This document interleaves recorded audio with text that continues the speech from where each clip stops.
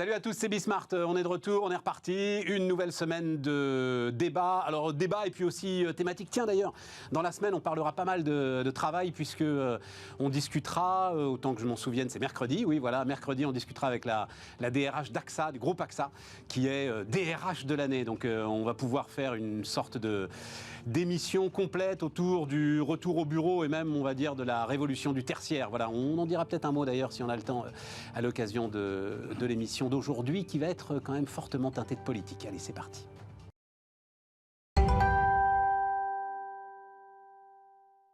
Donc c'est parti avec Thibaut Bechtoil qui vient nous voir. Bonjour Thibaut. Bonjour. Alors patron d'Ozone, mais surtout... Président de Croissance Plus. Oui, président de Croissance Plus. Pour combien de temps? C'est pour 2 ans, c'est ça? Alors c'est 2 ans renouvelables un an, donc ça se termine en juin. Donc c'est la dernière année d'exercice. J'avais toujours, tu sais Thibaut, mais je le disais à ton prédécesseur d'ailleurs, moi je pense qu'il y a un sujet... il faut rester plus longtemps. Je sais que c'est compliqué, vous gérez votre boîte, etc. et tout. Mais tiens, peut-être que d'ailleurs Julie aura son avis, je la présenterai. Mais je pense qu'il y a un sujet un peu comme le centre des jeunes dirigeants, où je crois que c'est 2 ans, puis après ils sont... Le temps de se faire connaître, le temps, vous-même d'ailleurs, d'apprivoiser les médias, de comprendre comment ça marche, etc. Et zip, on est parti. C'est un très bon point. On va vous mettre dans notre comité de réflexion sur la gouvernance. Non mais sérieusement, parce que moi voilà, tu vois, pour le genre de débat qu'on va avoir là... En fait, 2 ans, c'est très court. Donc là, les derniers mandats ont été prolongés d'1 an. Mais c'est vrai que c'est court également. Donc on est assez d'accord avec ton constat, qui est qu'effectivement, il faut le temps que le président un peu se mette en place, connaître les gens, l'écosystème, les politiques, les médias. Et effectivement, c'est très court. Alors, et puis le temps que les médias te connaissent, c'est-à-dire le temps que Asselin, je ne sais pas combien de temps il a mis, donc l'actuel patron de la CPME, qui maintenant, pour le coup, fait autorité, mais je crois qu'il a bien mis 2-3 ans à ce que, ça y est, on soit parfaitement à l'aise à l'inviter et à discuter avec lui. C'est vrai. Tout à fait d'accord. Donc il y a une réflexion sur ce sujet. Bon, très bien. Donc Julie de la Sablière, salut Julie, présidente et fondatrice de Little Wing. Alors justement, tu t'occupes de communication d'entreprise, tu t'occupes de stratégie d'image, etc. Tu es d'accord aussi, il y a un sujet surtout ce que représente Croissance Plus, quoi. C'est vraiment, pour le coup, enfin vous le savez, ce qu'on essaye nous aussi d'incarner, c'est-à-dire le dynamisme de l'entrepreneuriat et de l'entreprise française. Oui, il y a besoin de s'installer, c'est sûr qu'on a besoin de votre contribution au débat. Ouais, voilà. On a besoin qu'elle s'installe un peu dans la durée, mais souvent quand il y a des mandats courts, il y a aussi une relative longévité de certains dirigeants qui sont reconduits. Donc c'est ce qu'on espère. Mais reconduit pour 3 ans, c'est-à-dire que 3 ans c'est le max. Alors après, reconduit, vous en avez d'autres, des présidents de Croissance Plus qui sont devenus présidents du MEDEF, donc ça prolonge quelque part. Oui, c'est ça, voilà. Ouais, effectivement. Geoffroy Roux de Bézieux en l'occurrence. Puis on a Denis Père qui est, alors pour le coup, lui, membre fondateur. Alors membre fondateur et très actif aujourd'hui dans la campagne. Voilà, enfin très actif. Je crois qu'il aimerait l'être un peu plus parce que visible, plus personne. Oui, il est totalement invisible. Oui, c'est vrai, mais en fait, il a des réflexions. Voilà. Il a plein de réflexions à porter, bien sûr. Non, mais il a des réflexions sur justement ce qu'il va faire après les décisions du parti Les Républicains qui quelque part veut jouer les choses en famille. Mais il est complètement écarté. Enfin, je lisais encore tous les papiers là ce matin sur ce qui va se jouer autour puisque ce sera un vote des militants, à aucun moment il n'est cité. Pour l'instant, après il prendra peut-être d'autres décisions, ça lui appartient, invitez-le, mais voilà, je pense qu'il a des réflexions, il veut apporter sa contribution au débat sur finalement cette classe politique qui, depuis 40 ans, a laissé la dérive des finances publiques, la dérive sur un certain nombre de sujets. Donc je pense qu'il veut peser, il veut jouer. On verra quelle est sa position. François Mickey-Marty, salut François. Bonjour. Le président de Via Voice. C'est ça, voilà. c'est ça. Je suis ravi de participer à cette émission consacrée au programme de Denis Père. Président. Écoute, alors, mais tiens, on peut démarrer avec ça parce qu'en fait, c'est avec ça qu'on finissait, je crois, jeudi, et je trouvais très très pertinent ce que me disaient mes interlocuteurs, et je ne doute pas que vous serez tout autant pertinent. En fait, je cherchais comment est-ce que des chefs d'entreprise pouvaient parler de ce qui se passait autour de Zemmour et il y avait quand même, qu'on le veuille ou non, quelque chose d'entrepreneurial dans sa démarche. D'abord, le fait d'éditer son bouquin alors qu'aucun éditeur ne voulait l'éditer. Et puis, un petit peu comme Macron à une époque, c'est-à-dire, j'y vais, j'ai pas de parti, j'ai rien, oui, j'ai des amis, j'arrive à aller gratter un peu d'argent à droite à gauche, mais globalement, je fais une forme de saut dans le vide et puis on verra bien... Et mes interlocuteurs disaient, oui, il y a peut-être une mutation de la politique, en fait, qui est en train de se faire, justement, avec ces profils énarques, 40 ans, je crois quel est le mot, j'allais dire, on se souvient, on commémore les 2 ans de la mort de Jacques Chirac. Donc là, parfait profil, tu vois, de ce qui avait habité la politique pendant les 30 Glorieuses. François, c'est très... Enfin, si je puis me permettre. Mais vas-y. Non, ça m'intéresse beaucoup. C'est vrai qu'il y a au fond la figure de l'entrepreneur politique qui se développe là, c'est exactement ça. Et dans un contexte où on a à la fois tous les éléments sur la fragilisation des formations politiques traditionnelles, un besoin de renouveau, et aussi des clivages politiques classiques qui ne fonctionnent plus ou moins bien. Le clivage gauche-droite a pris l'eau, le clivage entre Emmanuel Macron et Marine Le Pen est bien sûr très présent, mais certains aspirent à le renouveler. Donc il y a tous ces éléments qui travaillent. La limite de l'exercice, mais qui pour moi est un vrai sujet de réflexion, et donc je ne sais pas si vous avez des éléments, c'est précisément l'inscription dans le temps long. C'est-à-dire qu'au fond, pour un entrepreneur politique, doit pouvoir installer une marque politique dans la longue durée. Et pour être identifié, alors oui, Emmanuel Macron, très bien, mais même aujourd'hui, Emmanuel Macron, c'est-à-dire qu'il y a quand même le procès qui lui est fait, au fond, en manque de proximité par rapport aux gens, etc. Alors, moi qui ai un certain âge maintenant, je me souviens des campagnes que pouvaient faire pendant des décennies François Mitterrand, Jacques Chirac, qui allaient sillonner la France et donc épouser les idées, les conceptions, les rêves des électeurs. Aujourd'hui, c'est quelque chose qui est beaucoup plus difficile à faire. Alors certes, on voit d'autres cas de figure qui apparaissent, mais je crois que c'est quand même un petit bémol. C'est-à-dire on a quand même aujourd'hui une partie des Français... D'où cette fameuse phrase hors sol. D'où cette fameuse phrase hors sol. La campagne électorale pendant des décennies, ça fait du bien. Enfin, l'idée d'aller au contact des électeurs, comme faisait Jacques Chirac, pour caresser les fesses des vaches et en discuter. Bon, ça fait du lien. Voilà. Et je crois que ça fait donc oui, entrepreneur politique, et on voit toutes les conditions qui le permettent, mais il y a quand même cet élément-là. Je me souviens d'une phrase d'un électeur qui m'avait dit à la fin des années 90, mais on a des personnalités politiques, on ne voit pas la France derrière. Voilà. Donc vous pouvez être entrepreneur, mais il faut quand même voir la France derrière le candidat. Et je crois que c'est fondamental, particulièrement aujourd'hui. Thibault, est-ce que ça t'inspire? Parce que je n'avais pas prévu qu'on parle de ça, donc vraiment, sentez-vous très libre. Moi, ma réaction, c'est quelque part une réaction effectivement de chef d'entreprise qui réfléchit à sa stratégie et son positionnement. Zemmour a un positionnement très clair et très différencié. Enfin, je pense que Julie ne me contredira pas. Et ça joue beaucoup. Et finalement, moi, ce que je regrette beaucoup depuis des années, c'est le manque de vision et de stratégie. C'est-à-dire que la stratégie, c'est quelque chose qui s'applique aussi bien à un individu, une association, une entreprise ou un État. Quelle est la stratégie, en fait, quelle a été la stratégie de tous les présidents? D'ailleurs, ce n'est pas Macron spécialement, mais aujourd'hui, en fait, il surfe un petit peu sur l'actualité. Il n'y a pas une véritable vision stratégique sur les dépenses publiques. Vous voyez, on a complètement perdu la bataille du numérique. Il y a des raisons à ça. Ces raisons, c'est les fonds propres des boîtes américaines. Qu'est-ce qu'il y a derrière les fonds propres? C'est les fonds de pension américains. Donc, est-ce qu'on pourrait mettre un peu de capitalisation dans les retraites? Et est-ce que ça aiderait pas l'économie française ou européenne? Donc, il y a un certain nombre de sujets. Tu prononces un mot, là, mais c'est... Enfin, un gros mot. Un gros mot. Si tu veux, on peut aussi parler d'immigration, puis comme ça, on est tranquille, on ferme. La capitalisation des retraites. Non, même s'il l'avait voulu, même la plus anodine des réformes, parce que franchement, sa réforme des retraites était assez anodine. Alors, en fait, heurte le pays, le fracture. Alors, t'imagines. Si on s'arrête là-dessus, mais mon propos allait au-delà de ça, mais si on s'arrête sur le sujet de capitalisation, ce qu'on propose, on a fait toute une étude avec l'Institut Molinari, on fait des propositions très concrètes avec un rapport de 85 pages, mais rassurez-vous, il y a la synthèse qui existe aussi, sur les enjeux. Et dans les enjeux, il y a des enjeux de compétitivité, de souveraineté, d'innovation. Je termine juste par ça. Et aussi un enjeu social. C'est-à-dire qu'en fait, on propose une capitalisation qui profite à tous, y compris aux bas salaires. C'était simplement Stéphane. Non, mais c'est super intéressant parce que ça va dans le sens de ce que disait François, c'est-à-dire tu peux effectivement imaginer des solutions formidables. Tiens, je vais vous raconter un petit truc, je ne sais pas pour qu'on en parle là, mais je me suis pris de passion pour l'histoire de doubler le salaire des profs. Voilà, pour le coup, j'ai fait les maths, comme disent les Anglais, etc. Enfin bon, ça m'intéresse énormément. Et derrière, comme il manque des chiffres, je vais auprès des syndicats enseignants, de leurs porte-parole et tout, essayer de récupérer les chiffres qui me manquent, notamment le salaire médian des différentes catégories. Tu as le salaire moyen, tu n'as pas le salaire médian, tu vois, voilà, pour savoir exactement ce qu'on a. Et donc, tu leur racontes un petit peu le schéma que tu pourrais imaginer, notamment doubler le salaire net de charge. Tu vois, pour essayer.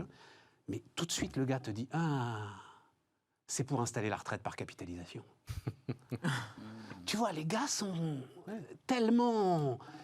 Mais moi, à fleur de peau sur ce genre de sujet. Mon point, et je ne veux pas monopoliser la parole, mais il faut qu'à un moment donné, on arrête de traiter les symptômes. Aujourd'hui, quand on voit ce qu'on a sur son poste de travail, on n'a que des logiciels américains. Quand on voit l'infrastructure de réseau, c'est globalement Cisco, un peu Huawei, justement, on essaie de s'en protéger. Cybersécurité, c'est pareil. D'où ça vient? Et il faut remonter, en fait, la chaîne. Et quand on remonte la chaîne, on arrive à ça. Mais mon point, c'était pas tellement là-dessus. Tu peux avoir un petit ERP SAP, quand même. Oui, et voilà. Et Tibéo qui s'est fait racheter par SAP, certes. Et Denis Père pourrait en parler. Non, mais ok, mais tu vois, ça nous éloigne de l'histoire entrepreneuriale politique. Julie, l'entrepreneur en politique. Après, moi, je pense que la campagne de 2017, elle a fait bouger les lignes. Forcément, elle a baissé les barrières à l'entrée pour les candidats et elle a montré que l'affaiblissement des partis. Qu'un candidat n'a plus besoin de parti derrière lui. Donc Xavier Bertrand essaye de se détacher autant que possible en montrant qu'il peut y aller seul. Ouais. Denis Père est un entrepreneur en politique. Et Éric Zemmour peut être un entrepreneur en politique. Mais du coup, c'est des destins individuels. Et c'est des personnalités qui, effectivement, doivent montrer comment elles vont engager. C'est pour ça que la première action d'En Marche, c'était le porte-à-porte. Le premier acte du mouvement, c'était pour tous ceux qui avaient envie de le rejoindre ou qui étaient intéressés par ce mouvement, c'était d'aller rencontrer leurs voisins dans les mêmes villes, etc., et d'aller taper aux portes, écouter les Français, etc. Et c'était clairement pour montrer qu'il y avait, pour valider le fait que derrière la candidature d'Emmanuel Macron, il pouvait y avoir une dynamique de terrain plus forte. Ce qui a été vrai d'ailleurs. Baisser les barrières à l'entrée, tu as parfaitement raison, Julie, ce qui est vrai pour toutes les entreprises, en fait, finalement. Ouais, exactement. Les nouvelles technologies, etc. La société de la communication baisse les barrières à l'entrée pour faire émerger une marque. On en est un petit peu les témoins, nous, Bismart, c'est un peu ce qu'on a essayé de faire très vite.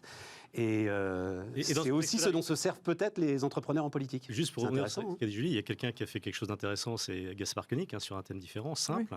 Mais effectivement, il a fait du porte-à-porte. Son voyage, ses pérégrinations à cheval, c'était du porte-à-porte avec les Français. Et nous, on l'a vu récemment, c'est vrai qu'il porte des choses extrêmement fortes. On est dans une société hyper bureaucratisée.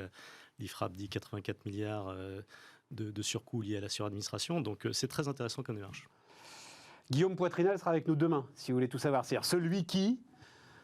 c'était sous Hollande, avec Thierry Mandon. Ils étaient au bout d'y arriver, en fait. C'est vraiment une vraie loi de simplification avec ce conseil de la simplification qui aurait été comme le Conseil d'État, qui aurait eu droit de veto sur des lois qui n'avaient pas le dispositif pour annuler les lois précédentes. Donc, campagne anxiogène, comme je dois vous dire, c'était donc fin de semaine dernière. Là, j'ai été saisi. Donc, sondage Opinionway, je crois. Julie, je parle sous ton contrôle. La proportion de chefs d'entreprise confiants sur les perspectives de l'économie française est en chute libre depuis 2 mois. Alors qu'on se retrouve avec les marges les plus spectaculaires de l'histoire de l'économie française, en tout cas depuis 1949. On se retrouve avec des niveaux de trésorerie que les chefs d'entreprise n'ont jamais connus. Je suis sidéré. Donc, François, je me tourne vers toi. Et c'est là que je me suis dit, c'est quoi? C'est la campagne, en fait, qui est en train de tous les stresser.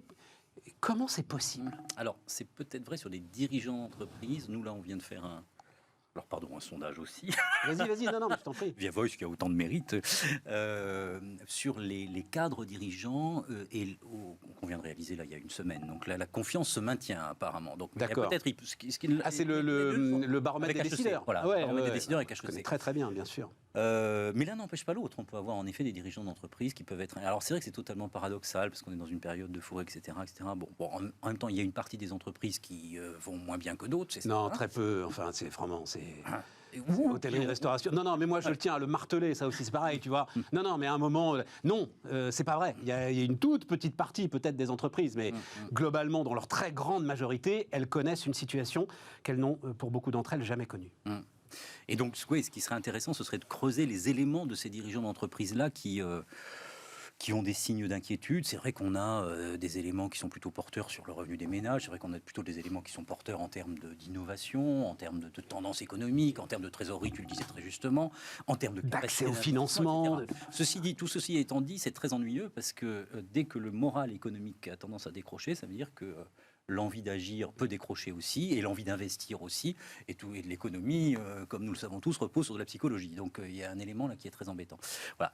Je trouve que ces résultats-là sont un peu contre-intuitifs par rapport à ce que l'on voit. Il faut attendre un peu. Ouais. Ouais. Tu es en train de nous dire qu'il faut se méfier des sondages, en fait. Non, mais bien entendu. Alors, il faut d'abord se méfier de tout, parce que la menace est partout, et l'ennemi lui-même est partout. Voilà. Non, on est, comment dire, il y a aussi un autre registre qui est le fait qu'il y a la psychologie, et puis il y a la réalité. On a aussi une partie des dirigeants d'entreprise qui disent, mais on a une période de reprise aujourd'hui. Alors, je sais bien que tout ça fait défaut, et que je crois qu'on n'est pas tout à fait d'accord sur ce sujet-là, mais qui est le rattrapage de ce qu'on a connu l'année dernière. Donc oui, il y a des moyens, oui, il y a de la trésorerie, c'est tout à fait incontestable, etc. Néanmoins, le plus 6% qu'on connaît cette année ne vient pas de nulle part. Donc voilà, je vois bien que le climat est très bon, mais il y a aussi des réalités économiques qui parfois ne sont pas si positives que ça. Bon. On est sur Bismarck, on a le droit. Oui. Excédent brut d'exploitation, qui est quand même le critère de tous les critères, voilà. Donc qui avait plongé, donc chiffre de Rexecode, merci à Denis Ferrand, qui avait plongé d'à peu près 50 milliards en 2020. Mais c'est presque touchant, c'est presque à l'euro près. Il a récupéré d'ores et déjà les 50 milliards. Donc tu te retrouves avec un EBE que tu avais en 2019 et avec une trésorerie, des marges d'investissement, un accès au financement. Derrière, on peut en dire un mot, un budget qui continue à envoyer Enfin, franchement... Bon, ceci dit, voilà, est en train de parler de variation. C'est-à-dire que le climat est quand même positif. Je ne sais pas quelle est l'ampleur de la baisse enregistrée dans ce sondage dont on parle là, mais bon, le climat est quand même... Chute libre. Bon, je me méfie alors de... Julie, ton moral n'est pas en chute libre, Non, toi, en tant que chef d'entreprise. Non, mais pas du tout. Voilà. Effectivement, je pense qu'il y a sans doute des entreprises en difficulté parce que tension sur les recrutements, parce que tension sur les approvisionnements dans certains secteurs, etc. Évidemment. Après, moi, je ne crois pas du tout à un impact de la campagne, parce que je pense que la campagne, elle est encore sous forme très gazeuse aujourd'hui. D'accord. Et très, voilà, très fragmentée. Et moi, je n'entends pas du tout les gens parler de la campagne encore à ce stade. Donc, je ne crois pas à ça. En revanche, je note quelque chose qui est assez net, qui est, oui, les entreprises se portent bien, mais non, elles n'ont pas tellement envie de la ramener. Parce qu'elles n'ont pas envie de faire le tiroir caisse de la campagne, justement. Et donc, bon, peut-être elles viendront sur Bismarck pour dire que tout va bien, que leur marche etc. Ouais, c'est ça. Pour vivre heureux, continuons à vivre caché. Je pense qu'il y aura une frilosité des acteurs juste parce que voilà, ils sentent bien aussi que l'État va chercher de l'argent, que les candidats vont tirer de tous les côtés pour essayer de trouver des gérants taxés, des secteurs, voilà, et que globalement, faut faire un peu profil bas. Thibaut, comment tu vois ça? Alors, moi, je suis effectivement très surpris parce que les entrepreneurs de croissance plus sont très positifs, très confiants dans l'avenir. Il y a une croissance mondiale, française, européenne qui est très forte, avec des pourcentages qui sont même réajustés un peu à la hausse. Les entreprises, pour beaucoup, se sont renforcées. C'est-à-dire qu'en fait, avec ce télétravail, etc. Alors, il faut savoir le gérer, c'est compliqué. Moi, j'accompagne un entrepreneur dans le domaine de la supervision de réseau informatique et qui me dit, Thibaut, moi j'ai un gars, il veut partir en Italie, l'autre à Rennes, etc. Qu'est-ce que je fais? Bon, ça pose des problèmes de management, d'accord? Donc il faut s'adapter parce qu'il y a effectivement une nouvelle donne, notamment géographique. Quel est finalement le corps social de l'entreprise? Où est-ce qu'il est? Est-ce qu'il peut être, quand c'est une boîte à Paris, en centrale quelques jours par mois? Donc ça pose des vrais sujets. Mais les boîtes se sont renforcées. Il y a un accès au financement, comme tu le disais, qui est important. Après, il ne faut pas que cet accès au financement soit une bulle. C'est-à-dire qu'en fait, quand il y a beaucoup d'argent qui rentre dans le système, il faut qu'il puisse sortir. Ouais. Et donc, on n'a toujours pas résolu, en France ou en Europe, le sujet de la sortie, puisque beaucoup de boîtes font des sorties aux États-Unis, soit par acquisition, soit par des entrées au Nasdaq. Donc, il y a quand même quelque chose, un climat extrêmement positif au sein des entrepreneurs de croissance plus. J'ajouterais aussi que ça marche sur tout ça. C'est assez difficile en fait de parler aujourd'hui de la situation de manière globale. Donc effectivement, il y a les quelques secteurs que tu citais qui sont sinistrés. Mais je me rappelle dans les premiers mois après la crise au début de la crise du Covid, on disait finalement on ne peut plus faire d'analyse générale. Donc un sondage aussi général que ça, est-ce qu'il est pertinent, sachant que chaque secteur doit pouvoir, s'analyser dans cette... tu vas dire que tu as tourisme et événementiel. Voilà. Oui. Sinistré. Voilà, c'est ça. L'événementiel repart. Hein. L'événementiel repart, mais c'est vrai que là, il y avait, on a beaucoup raconté, il y avait des trous dans la raquette, notamment ceux qui donc il faudra revenir soutiennent les événements, commenter le sondage dans 2 mois. Là. Ouais, d'accord. Non, mais j'aurais sans doute dû aller regarder plus à fond à l'intérieur de son... Par rapport à ces données, ce qui sont très intéressantes, c'est que les données qu'on a, nous, sur le moral des cadres, progressent de manière extrêmement forte, là, maintenant. Oui, maintenant. Ils pètent le feu, tu veux dire? Ils pètent le feu, c'est ça. Très bien. Donc, c'est un peu divergent avec... Alors, c'est pour ça que je dis qu'il peut y avoir des dirigeants d'entreprise, mais c'est limité aux dirigeants d'entreprise. Les cadres c'est important, les cadres aussi. Ils ont aussi un pouvoir d'influence sur les équipes en termes de management, etc., etc. Les cadres vont bien. Voilà. Et effectivement, je me disais, un peu comme Julie, si ce n'était pas le sujet de la dette. Si c'était pas, il n'y avait pas de la part des chefs d'entreprise. Non, Thibaut, tu ne crois pas à cette idée? Je pense à un moment, même si la trajectoire des finances publiques et la baisse confirmé de l'impôt sur les sociétés devrait là aussi rassurer tout le monde. C'est quand même spectaculaire le chiffre. C'est vrai, et c'est quand même quelque chose d'intéressant. Je t'encourage à voir le camembert en fait, qui représente les sources de financement aux États-Unis, en Europe, en France, etc. Aux États-Unis, c'est extrêmement équilibré. Un quart de capital, on va dire long terme, un quart de VC, un quart de dette, et puis le dernier quart, je ne sais pas ce que c'est. Ici, en France, et ça s'est renforcé avec la crise, c'est 75% de la dette. Donc, à un moment donné, c'est quand même un souci pour les entreprises. Il y a ce déféré de paiement sur le PGE qui rassure un peu, mais à un moment donné, il faudra quand même rembourser. Et il ne faut quand même pas oublier que les entreprises se sont vraiment fragilisées. Ça, c'est un point absolument fondamental que je tiens à souligner. C'est qu'on a travaillé d'ailleurs en parallèle. Rexecode a fait une étude, on a fait une autre sur la proposition d'action de croissance. C'est-à-dire en fait essayer de proposer des schémas avec, pourquoi pas, du capital garanti qui permettent en fait de rediriger 100 milliards à peu près d'épargne des Français vers les entreprises. Donc ce sujet de fonds propres, non mais c'est vraiment fondamental. C'est-à-dire qu'aujourd'hui, on perd la bataille économique sur le sujet des fonds propres. Que ce soit avec le sujet que j'évoquais tout à l'heure. Bon, alors écoute, enfin, ça va être un peu technique, pardon, mais il se trouve que le gouvernement, il a essayé de mettre en place un dispositif. Timidement, avec le prêt participatif. Bah oui, timidement, mais oui. Très cher, c'est finalement de la dette. Donc quand on dit quasi fonds propres, c'est un peu un jeu de dupes. Donc moi, je parle de vrais fonds propres, avec des gens qui rentrent dans le capital, qui croient. C'est les chefs d'entreprise qui n'en veulent pas. Alors c'est un autre sujet dont on pourra parler, mais globalement, c'est les chefs d'entreprise qui n'en veulent pas. Mais qu'il faut traiter.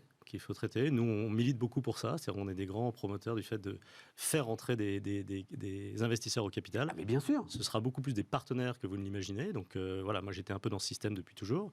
Mais en tout cas, c'est un des grands combats de Croissance Plus, qu'on mène d'ailleurs avec d'autres comme France. Et on a même, je ne sais pas si tu es d'accord, mais on a même une occasion ratée. C'est-à-dire que je me souviens très très bien, au moment de la prise des PGE et au moment donc de la sortie du premier confinement, où quand même... voilà, il ne faut pas avoir la mémoire courte, on ne savait pas trop comment tout cela allait tourner. Il y avait cette idée, une chance historique pour les chefs d'entreprise. Ils vont se rendre compte de la fragilité en fait de leur bilan assis sur la dette et il vaut mieux l'appuyer sur des fonds propres. Puis il ne se passe rien en fait. Oui, mais je pense que c'est un combat qui est toujours à mener, sur lequel nous on va continuer à faire des propositions. C'est vrai que c'est un enjeu majeur et très difficile. C'est-à-dire c'est une conversion culturelle. Et c'est majeur financièrement. Et si on veut avoir des entreprises qui sont en croissance et qui se développent, c'est fondamental. Voilà. Culturel, des épargnants et des chefs d'entreprise. Exactement. Des épargnants et des chefs d'entreprise. Au fond, il y a toujours la crainte de... Mais d'abord des chefs d'entreprise. C'est toujours la même idée. Ah oui, mais je perds le contrôle de ma boîte. Ah mon Dieu, mais comment ça va se passer, etc. Les choses évoluent quand même. Julie ? Non, mais je peux que souscrire, effectivement, de ce qu'on voit des entrepreneurs, oui. Une crainte très forte. De perdre le contrôle. Préfère discuter avec le banquier qu'avec un actionnaire. Oui, mais alors en fait, il y a plusieurs réponses à ça. La première, c'est qu'on n'est pas obligé de faire rentrer au capital quelqu'un qui a la majorité de son entreprise. On peut très bien faire rentrer des gens au capital à hauteur de 20%. Déjà, ça commence à amorcer le système. Et puis après, on est vraiment dans cet exercice de création de valeur ensemble, où l'actionnaire et l'investisseur est un véritable partenaire.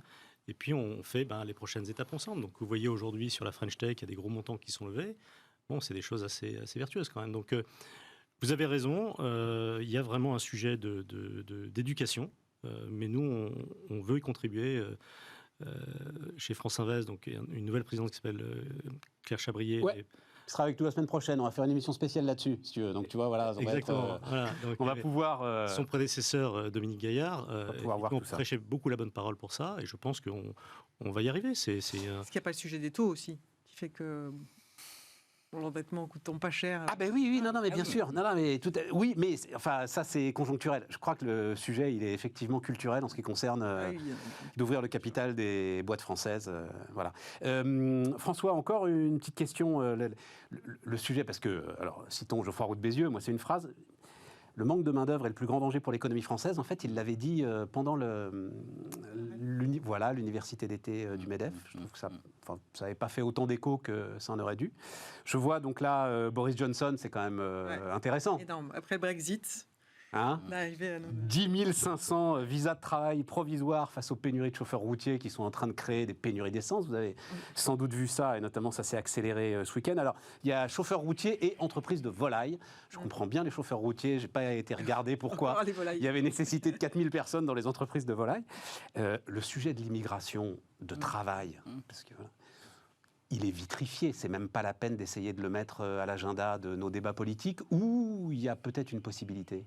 C'est un sujet gigantesque. D'ailleurs, on pourrait y passer la journée. Là. Non, mais on peut y passer un petit moment. Hein. Moi, non, mais ça m'intéresse énormément. On est là pour ça. C'est un sujet Personne d'autre n'en parlera. Qui n'est pas nouveau entre nous, parce que ça date pas de la crise. Enfin, aujourd'hui, bien entendu, les tensions sur le marché du travail sont beaucoup plus fortes, etc. Mais enfin, même avant la crise, j'ai beaucoup discuté avec un certain nombre de fédérations professionnelles qui disent mais comment on fait pour trouver les bras qui nous manquent. Donc il y a un vrai sujet. Il y a le sujet des formations, accessoirement. Il y a le sujet des rémunérations, pour ceux qui estiment que le levier passe par les rémunérations, mais à mon avis, ce n'est pas le sujet unique, loin s'en faut. Puis en effet, il y a le sujet des migrations, qui est encore une autre question.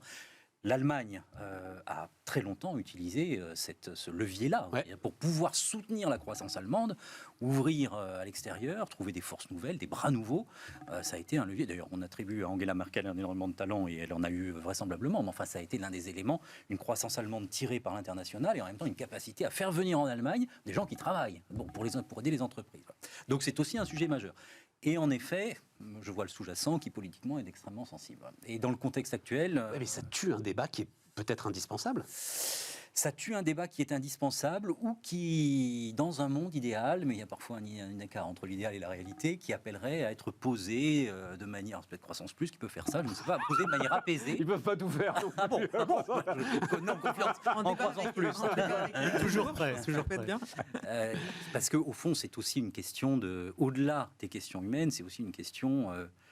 qui peut être gagnant-gagnant, c'est-à-dire au fond, on a des entreprises qui ont des besoins et on a des personnes qui ont envie de venir en France et envie de travailler, donc ça peut être dans un monde idéal. Ah ben évidemment, voilà, non, mais c'est ça un scénario tout à fait positif. Non, et puis alors, reprenons, parce que moi la phrase elle est forte, plus grand danger pour l'économie française. Tu prends un sujet comme le bâtiment, qui est quand même au cœur d'énormément des sujets aujourd'hui qui sont les sujets qui crispent la société française. À un moment, si tu n'as plus personne pour construire, tu n'as plus de politique possible même. Enfin, bon, ceci dit,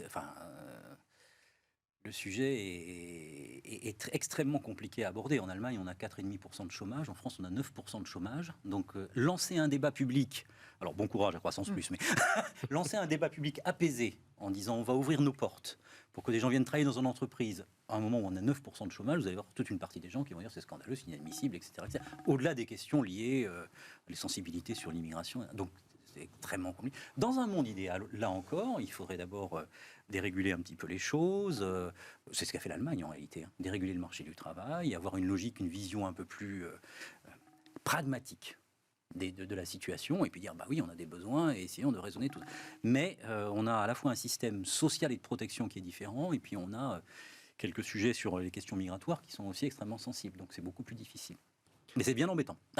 Moi, je pense que, de la même manière, il faut prendre un peu de recul par rapport à la question et vous posez la question de l'immigration, mais ça pose la question finalement du travail, sur lequel il y a plusieurs réponses. D'abord, il y a un sujet, c'est qu'en France, on est quand même encore, et on a un entrepreneur de Croissance Plus qui s'est fait un peu un militant de cette cause, mais pas mal d'hommes politiques s'y sont engouffrés, on a parfois intérêt à ne pas travailler. C'est-à-dire qu'entre le RSA, les allocations... Ça, c'est la réforme de l'assurance chômage. Voilà. Ça va être en partie réglé 1er octobre.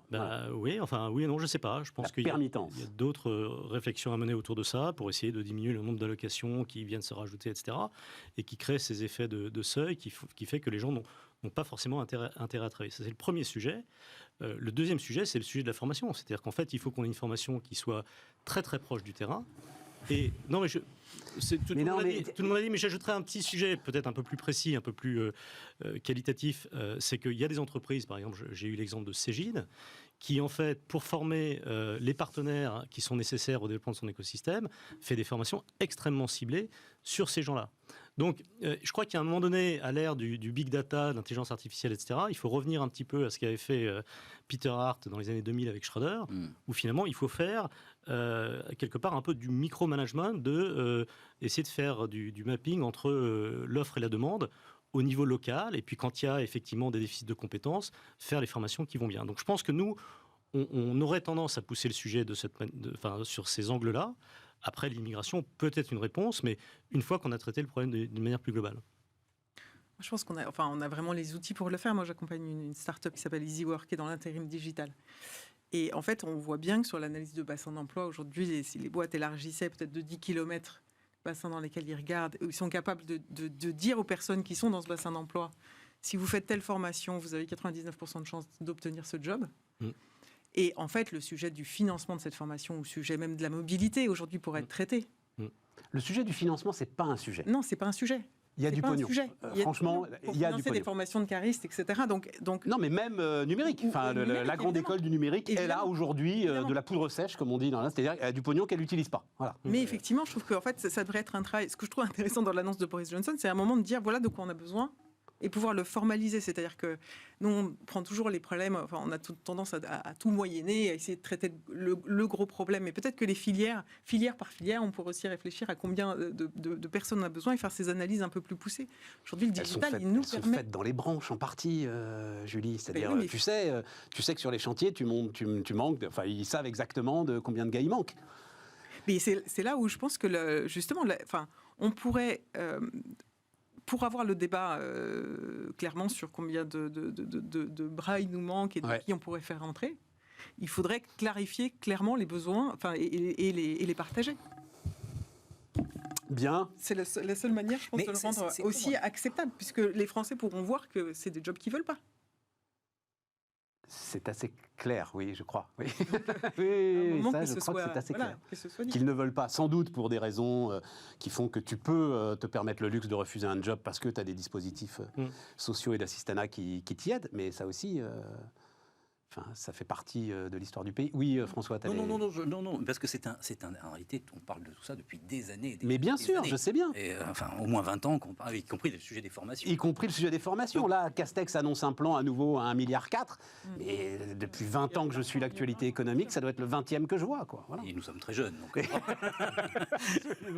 non, mais peut-être le fait, c'est ce qu'on est en train de faire là, mais le fait simplement d'en parler, de dire, il y a des entreprises qui ont des besoins, c'est un sujet, ce que vous faites, c'est ce que fait Geoffroy Roux de Bézieux, c'est ce que fait Boris Johnson de manière plus active parce qu'il est au pouvoir, mais peut-être déjà le fait de poser ça et de dire au fond, là il y a un vrai sujet et ça permet de déplacer la question des migrations qui sont souvent vues uniquement en termes démographiques ou culturels ou civilisationnels. Il n'y a pas que ça, il y a aussi des entreprises qui doivent tourner, qui doivent vivre, etc. etc. Donc peut-être il y a cette question de la sensibilisation au sein du débat public qui peut aussi jouer un rôle.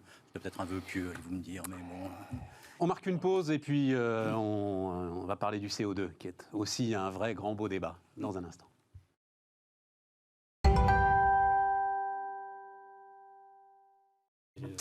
On repart, les amis. François, un mot sur l'Allemagne. On va attendre un petit peu, on verra voilà, ce qui se jouera. Vous connaissez les résultats. Oui. Tu as un commentaire ? Un commentaire, puis peut-être une mise en perspective, parce qu'au fond, on a souvent des visions un peu caricaturales de l'Allemagne vue de France. Voilà, ce qui est quand même assez fascinant, c'est que ces 16 années de pouvoir d'Angela Merkel ont été quand même marquées par un très grand pragmatisme, peut-être plus grand que ce que l'on imagine. Et on évoquait tout à l'heure les lois Hartz qui datent de l'époque Schröder avant. Et ce qui est quand même extraordinaire de voir que ces lois Hartz ont été adoptées par un gouvernement social-démocrate. Puis Angela Merkel, par la suite, a en partie corrigé tout ça avec le service minimum en Allemagne, etc. etc. Donc l'Allemagne a avancé parfois à front, c'est un peu ça mon idée, c'est-à-dire que l'Allemagne a avancé parfois à front renversé avec soit des logiques de coalition, soit des logiques d'adaptation qui ne relevaient pas nécessairement du camp dont on aurait pu imaginer qu'ils mettent tout ça en place, mais avec énormément de pragmatisme. Voilà. Oui, je suis frappé d'un truc quand même, c'est par rapport à ce que disait Thibault sur la stratégie, etc. C'est que tu as depuis combien de temps 3-4 ans SPD et CDU qui travaillent ensemble, donc tu as un grand consensus. Mais ils sont pris à revers sur tous les sujets, en fait. C'est-à-dire que tu vois aujourd'hui, que ce soit leur industrie automobile qui est en train de courir derrière la voiture électrique, alors ils ont de telle puissance qu'ils vont sans doute la rattraper, que ce soit leur transition énergétique qui se fait à l'envers. Si tu veux, je suis frappé de ce que 16 ans, grande stabilité, le consensus à l'allemande, etc. Mais en fait, les gars sont en retard à la bourre surtout. Alors, sur ces deux sujets-là, c'est tout à fait vrai. Enfin, sur le chômage et la croissance, plus de 20 points de croissance entre 2005 et 2021. Certes. Je crois qu'on est nettement en dessous. Et sur le chômage, on est du simple au double. Donc, certes. C'est vrai, il y a des dossiers qui ne sont pas pris en compte. Mais il faudrait voir pour quelles raisons ils ne sont pas pris en compte. Peut-être l'Allemagne n'a pas, sur la question notamment des centrales nucléaires, là, ils ont une centaine de centrales au charbon. Bon, voir ce qui sous-tend tout ça. Mais sur les fondamentaux de l'économie, de manière macroéconomique, quand même des résultats qui pourraient faire pâlir d'envie un pays hexagonal, je crois. Non, mais te compare pas. Parce que si tu te compares à nous, il n'y a plus de débat possible. En revanche, si tu regardes l'Allemagne, mais ça aussi c'est un débat qu'on fera, on va laisser un peu de temps. Si tu regardes l'Allemagne aujourd'hui, tu peux t'inquiéter de ce que ce sera dans 10 ans. La dépendance à la Chine. Tu vois, la France 1999-2000. Voilà. Sauf si une coalition, il y aura de fait une coalition, probablement là au pouvoir, une coalition nouvelle, est en mesure justement de faire évoluer les choses, de relancer tout ça. D'ailleurs, au fond, c'est la force du modèle allemand. Là aussi, on est... Alors, je ne sais pas quelle est la solution de manière immédiate, mais enfin, il y aurait une psychologie collective à faire de la France. Au fond, c'est tendance sur les questions économiques. Parce qu'on dit souvent, les Français ne connaissent pas l'économie, ce qui est tout à fait vrai, ni la gestion d'une entreprise a fortiori. Enfin, on a des blocages de psychologie collective qui sont assez extraordinaires. Donc, il y a une sorte de thérapie collective. Je ne sais pas qui peut faire ça. Il faudrait faire appel à un psy de l'économie pour pouvoir débloquer tout ça. Au fond, des sujets qui ont été... Gerhard Schröder disait... Au fond, quand on est en situation difficile d'emploi, oui, il faut être aidé, mais il y a aussi une question de responsabilité individuelle. Et donc, cette question de responsabilité individuelle, il faut avoir des dispositifs qui s'adaptent. C'est pas faux. Oui, il faut être aidé, c'est sûr, on aide, mais il y a aussi une question de responsabilité. Les deux choses ne sont pas scandaleuses. Le monsieur est SPD. Bon, il est parvenu à avancer là-dessus. Alors, certes, l'Allemagne était le pays malade de l'Europe, etc. Mais qu'est-ce qui fait que ce qui est possible outre-Rhin est si difficile à articuler en France ? Je ne sais pas. Moi, on a quelques réponses. Quand on voit la dépense publique qui est en France à peu près à 60% du PIB et les dépenses allemandes à 47, c'est ça, ou quelque chose comme ça? Ouais, même un peu en dessous. Voilà, donc ça a des conséquences extrêmement fortes. Moi, j'aimerais juste faire une petite incise sur le sujet responsabilité individuelle, parce que ça me donne lieu de parler d'une mesure qu'on propose et qui nous paraît intéressante. On aura eu le programme complet de Croissance Plus, là. Non, mais j'essaie d'apporter ma contribution au débat. C'est pour ça qu'on est là. Alors, on appelle ça le contrat d'intrapreneuriat. Et en fait, l'idée, c'est que quelqu'un qui est à côté d'une entreprise, alors on prend un exemple simple qui est l'entreprise de paysagistes, puis à côté, il y a quelqu'un qui est élagueur, qui est indépendant, qui a du mal à trouver un job, etc.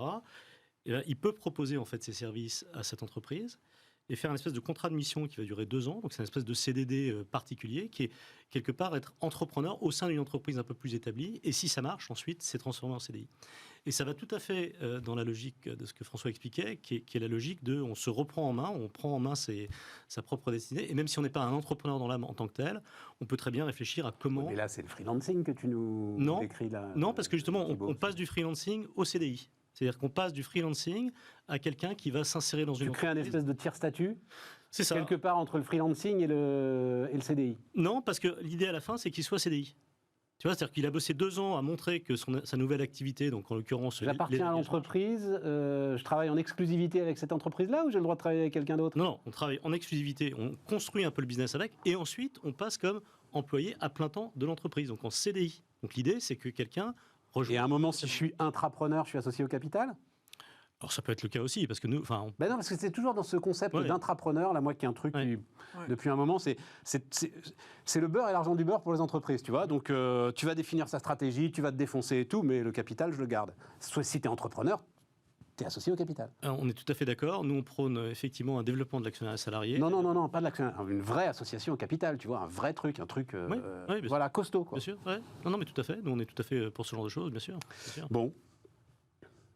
Julie, parlons parce que tu t'intéresses beaucoup au carbone et tu t'intéresses beaucoup à la façon dont les entreprises regardent ce sujet depuis quelques années, Julie. Et donc j'ai titré ça Confusion carbone. J'ai l'impression, moi, particulièrement depuis la rentrée où là le sujet il est vraiment au cœur de tout. J'ai l'impression que les chefs d'entreprise sont dans une confusion totale. Est-ce que c'est une impression que quand est-ce que je sais quoi faire, comment faire bien, comment être sûr que je fais bien? Alors, il y a déjà la question de la mesure. Aujourd'hui, toutes les entreprises peuvent mesurer leurs émissions de carbone. Les outils sont là, pour les grands comme pour les petits. Je pense que ce n'est pas compliqué d'essayer de se mettre déjà dans une première démarche de mesurer ses émissions carbone. Mon impact. Voilà, mon impact. Après, comme tu dis, effectivement, il y a la partie facile, ce qu'on appelle le scope 1, scope 2, mes émissions directes. Puis il y a la partie plus compliquée, le scope 3, mes émissions indirectes, dont celles de mes fournisseurs, celles de mes clients, celles de mes transports. Restons sur le 1 et le 2, parce que déjà, parce que tu sais, il y a une phrase que j'aime bien qui dit le scope 3, c'est souvent le scope 1 et 2 des autres.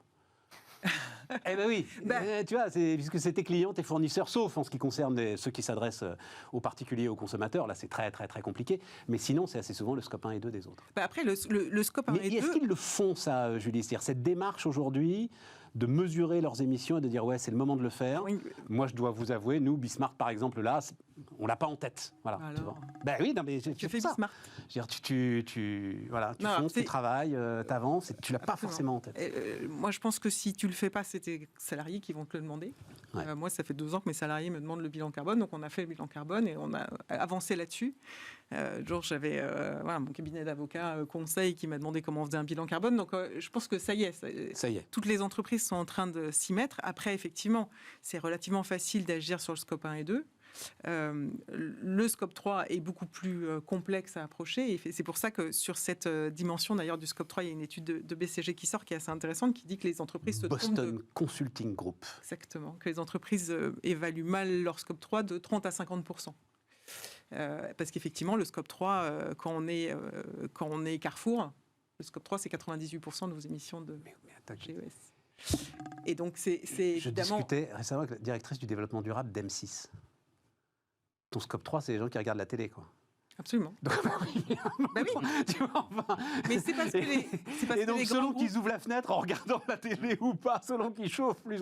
Tu comprends, tu rentres là dans quelque chose qui est totalement hors de contrôle pour toi. Et moi, je suis convaincu que c'est parce que les grands groupes vont commencer à s'intéresser sérieusement à leur scope 3 qu'ils vont faire progresser et entraîner tous les autres. Déjà, le 1 et le 2, ça suffit pas, là, déjà, comme boulot à faire aujourd'hui, Julie? Tu veux absolument aller sur le 3? Secteur d'activité, si tu es cimentier ou si tu es énergéticien, le scope 1 et 2, c'est super, c'est le cœur du réacteur. Ouais, c'est ça. Si tes boîtes de service... quand Carrefour dit on baisse de 39% de nos émissions sur le scope 1 et 2 et que c'est 2% de leurs émissions, c'est sûr que c'est insuffisant. Je comprends.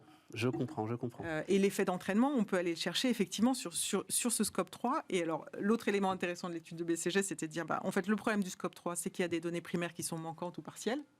Et pour ça, il y a un outil qui fonctionne assez bien, qui est l'intelligence artificielle. Et donc, eux, ils défendent l'idée que, par exemple, en mettant de l'intelligence artificielle dans le calcul et passer d'une vision en fait, qui est très statique des émissions à une vision beaucoup plus dynamique qui modélise les impacts, on peut aller beaucoup plus vite sur la réduction des émissions Scope 3 et aller travailler avec les fournisseurs les plus importants et les clients. Donc, ça veut dire... Attends, ça m'intéresse. Parce que tout ça, ça veut dire, en fait, la cible, ce sont les grandes entreprises. Et... Tu imagines que par ruissellement, parce que je me dis intelligence artificielle, BCG, tout ça, enfin le gars qui a sa boîte, bien sûr, tu vois, voilà, 25-30 salariés qui fait des meubles en bois, bon, voilà. Mais c'est les grandes entreprises qui par ruissellement et en exigeant en fait de leurs fournisseurs de plus en plus de mesures vont amener un... Je pense que de toute façon, ça sera la modalité la plus efficace pour le faire. Très juste. Thibaut ?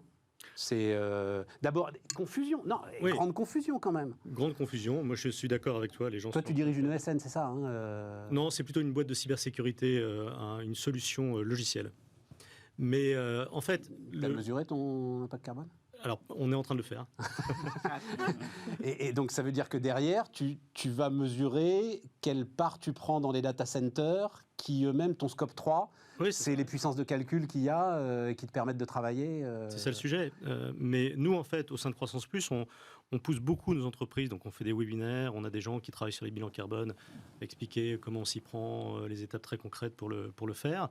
Mais c'est vrai qu'aujourd'hui, il y a un sujet un peu de massification de cette démarche pour les PME. Et nous, on contribuera dans la mesure de nos moyens à essayer de faire en sorte que ça aille le plus rapidement possible. Mais tu crois que tout est clair? C'est-à-dire, parce que Julie dit on peut le mesurer, il y a des outils pour ça, etc. Faut voir. C'est-à-dire que tu te retrouves avec une confusion de labels incroyable, Julie. Oui. Cette histoire de SBTI, c'est ça, Science Based Target et le I. Bon, bref, enfin voilà, est assez contesté quand tu discutes avec... SBTI n'est pas tellement contesté. Hein. D'accord. Donc il y a des référentiels. Sur net zéro, SBTI, c'est quand même ce qu'il y a de plus, D'accord. conforme. Et encore une fois, les entreprises mesurent, définissent leur trajectoire et SBTI certifie que la trajectoire s'inscrit, que les démarches de l'entreprise s'inscrivent bien dans une trajectoire 1,5 ou 2 degrés. Oui, et puis il y a des petites sociétés de conseil qui ne sont pas le BCG et qui peuvent aider les entreprises à... Aussi. Absolument. Non, mais c'est vrai. Non, mais je parlais bien évidemment pour Julie, mais pour d'autres, et nous qu'on a fait intervenir. Donc je pense qu'il y a vraiment des choses à faire qui sont extrêmement concrètes. Et puis nous, on essaie de mettre en avant en fait les modèles au sein de Croissance Plus, une société comme Castalli qui est vraiment très attentif en fait, qui fait des fontaines à eau, je sais pas si. Mais oui, bien sûr, c'est l'un des sujets du moment d'ailleurs. Tiens, il y avait un sujet dans le 20h de TF1 hier soir. Absolument. Avec Castalli. Et j'ai vu, on l'a vu tous les deux. Je suis allée sur le site web et je me suis dit, est-ce que ça marche pour les petites boîtes? Mais j'ai l'impression que c'est quand même plus pour les. Mais c'est super. Castalli, non, ça peut être des petites boîtes. Nous, chez Croissance Plus, on a une machine à eau et ça marche. Ouais, mais elle vous est offerte. Non, même pas. Donc c'est abonnement machine à eau qui marche par abonnement et qui te fait de l'eau filtrée. Donc le gars est un génie, c'est-à-dire qu'il arrive à te vendre l'eau du robinet. Voilà. Je trouve ça. Avec une raison d'être. Avec une raison d'être. Il te vend l'eau du robinet avec une raison d'être. Je trouve ça extraordinaire. Est-ce que tu connais la raison d'être? Parce que c'est ça le plus fin dans l'histoire. C'est quoi la raison d'être? Je sais pas, je connais pas. Tu vas dire amener l'eau potable au consommateur. Faire payer le. Faire payer l'eau potable. En fait, non. La raison d'être. Il n'y a pas de petit profit, la raison d'être. La raison d'être. La raison d'être, c'est éliminer les gobelets en plastique sur la planète. Ouais.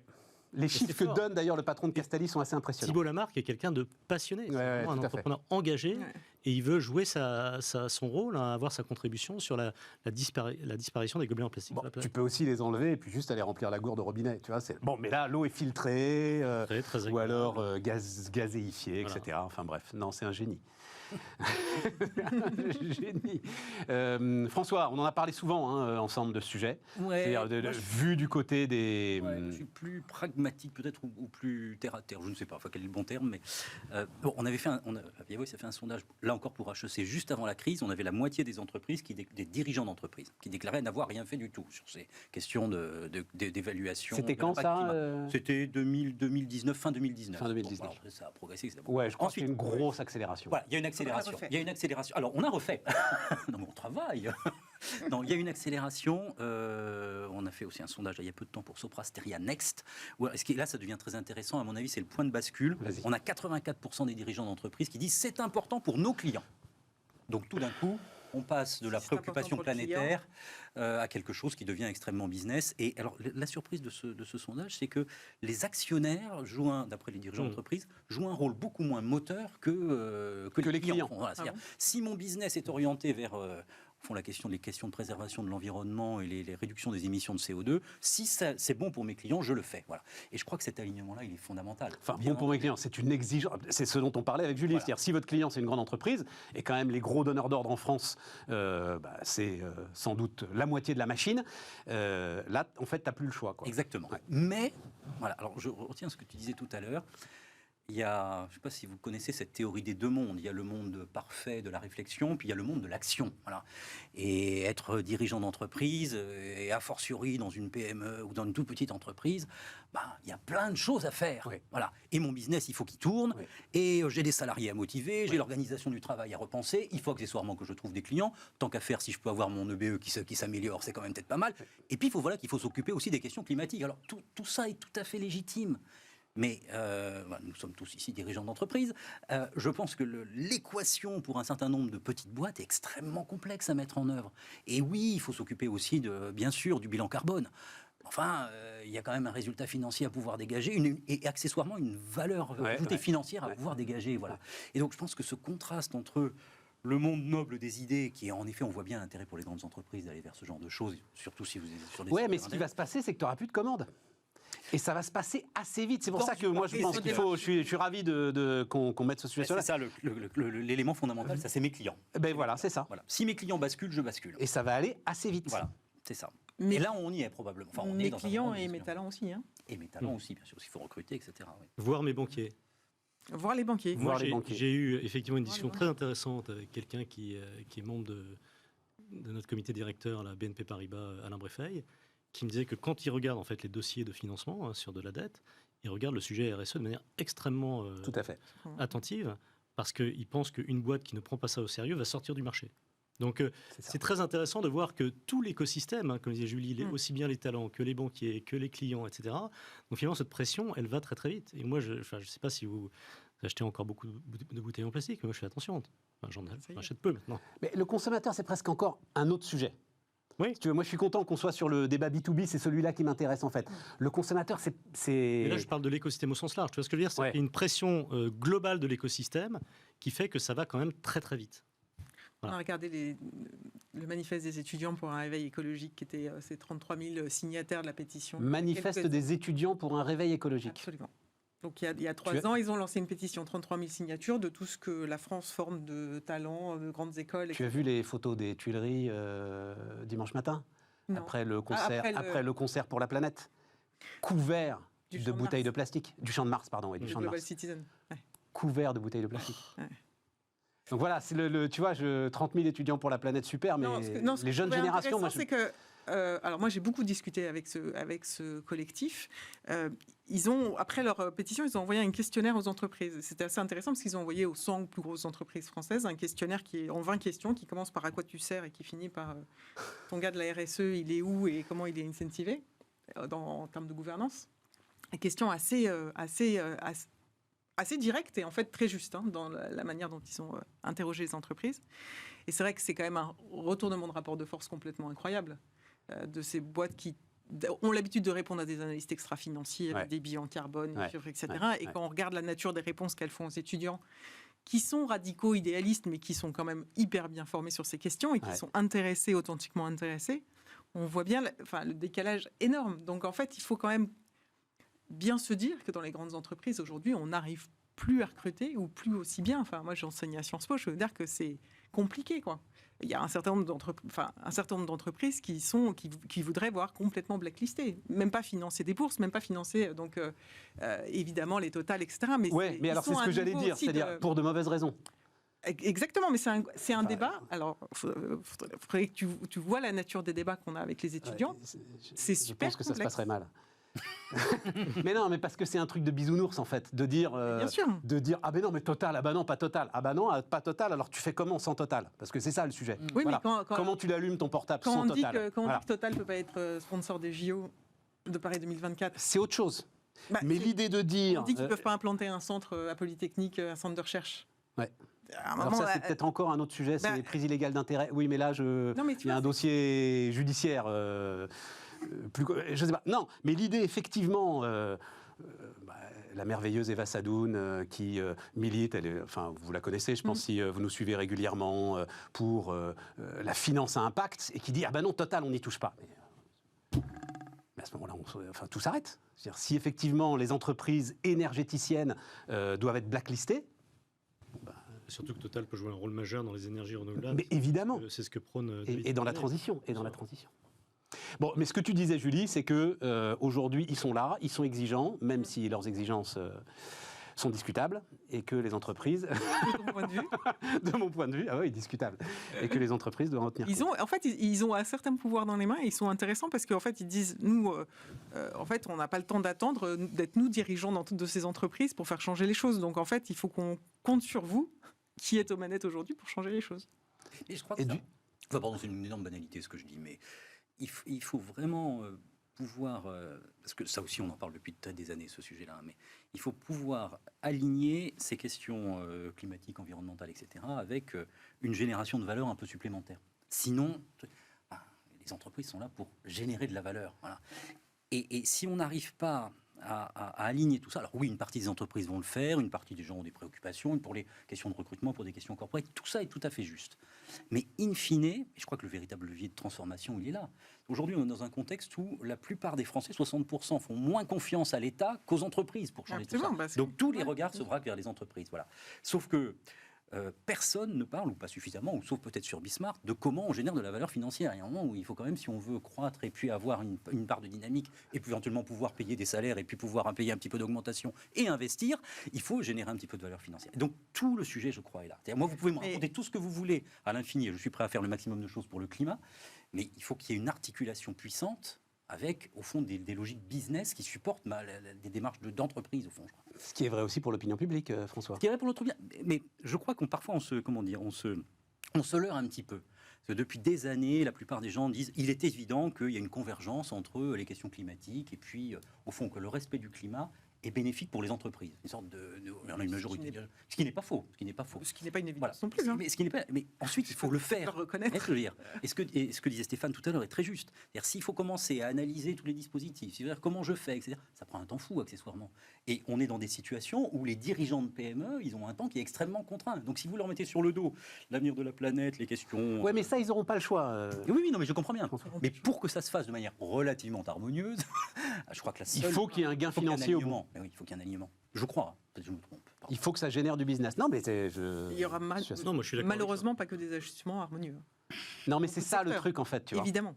Oui, mais ce qu'on voit avec les prix de l'électricité aujourd'hui. Voilà, là, on est face au truc direct. Oui, mais c'est ça. Oui, mais ce sera violent. C'est ce que je tu peux être bisounours de dire il y a forcément un alignement. Ouais. Et ça va se passer de manière harmonieuse parce qu'en fait, il y a forcément des points de rupture et il y a forcément des désalignements à des moments.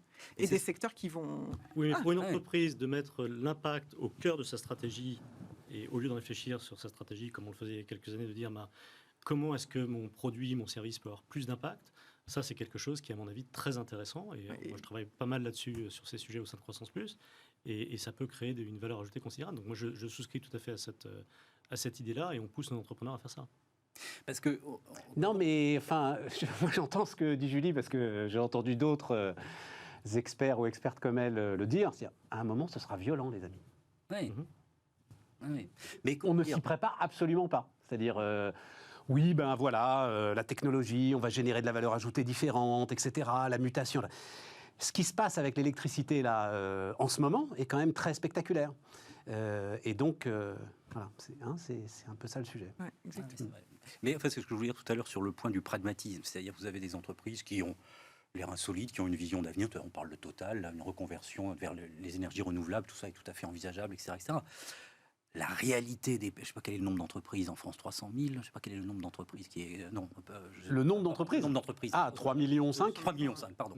3,5 millions. 3,5 millions, t'en as. Alors, c'est le chiffre que tu veux. T'en as 20 000 qui ont plus de 60 salariés. C'est ça. C'est ça le chiffre que tu cherchais, c'est-à-dire 3 millions, je ne vais pas faire le calcul, 400, bref.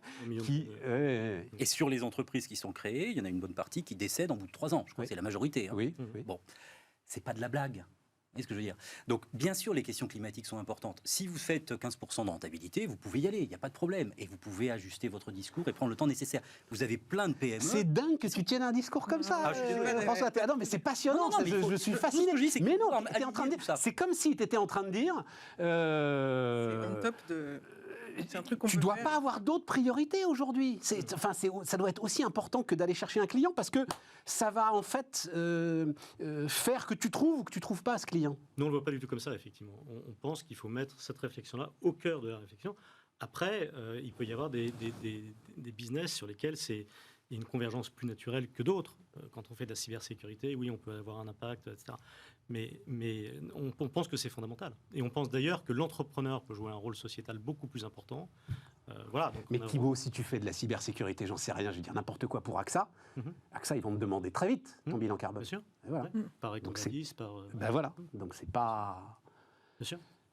T'as pas le choix. Non, moi je suis d'accord. On est d'accord. On est d'accord, évidemment. C'est réservé aux riches, en tout cas. Si tu veux, c'est bientôt pour passer des commandes à Via Voice, il faudra que tu aies quelque part ton bilan carbone. Remettons en perspective. On n'a pas le choix, on est d'accord. 30 secondes. Il faut faire ça, 30 secondes. On est d'accord. Voilà. Et en effet, ça doit être intégré dans les orientations stratégiques. Ce que je dis simplement, c'est que ce n'est pas la même chose pour toutes les entreprises. Voilà. Et on est dans... Il y a beaucoup de gens qui essaient... On charge beaucoup la barque sur les entreprises. Voilà. Et donc, oui, il faut le faire, c'est l'avenir, mais si les intérêts peuvent être alignés, c'est formidable. Voilà. Les amis, tout cela a été passionnant. Demain, une nouvelle heure de débat sur Bismart.